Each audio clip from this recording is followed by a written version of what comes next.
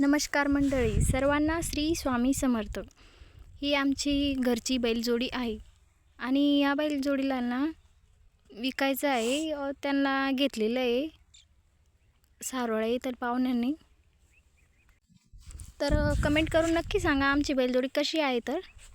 आणि त्यांना पण बिचाऱ्यांना जा वाटत नाही इथून. परिणा रडत होती आमच्या बैलाला नेऊ नका म्हणे. सगळे एवढे हसत होते. ते बघा कसं त्याला वर चढवलं आणि आता ते जात आहे घेऊन.